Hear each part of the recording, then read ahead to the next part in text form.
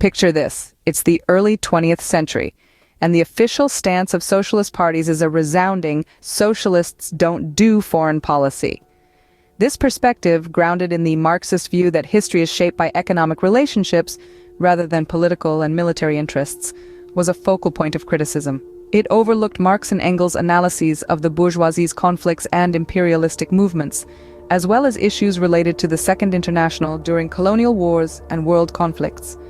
Moderate socialists took a passive approach towards foreign policy, while extreme socialists, with their strong anti-military stance, were tied to romantically naive syndicalist views. They rejected conscription and despised national symbols, echoing the sentiments of individuals like Hervé. Lenin, a key figure in this era, criticized the theoretical and tactical insufficiencies of socialist foreign policy, asserting that it was better to abstain from foreign policy than to join governments in national defense. Fast forward to the post-Second World War era.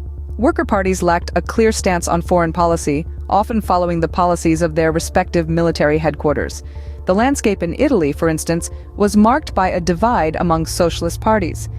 On one hand, right-leaning parties sought economic agreements with foreign capitalism.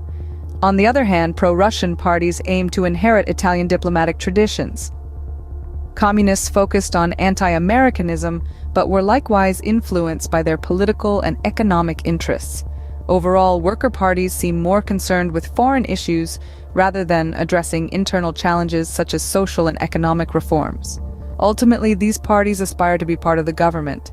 However, their strategy appears to be limited to filling government posts rather than bringing about real change. This narrative underscores the inability of worker parties to tackle internal issues.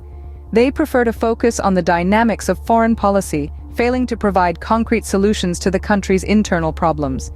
The story of socialist parties' stance on foreign policy is a tale of evolution and transformation marked by ideological divides, strategic shifts, and a constant struggle to balance domestic concerns with international interests.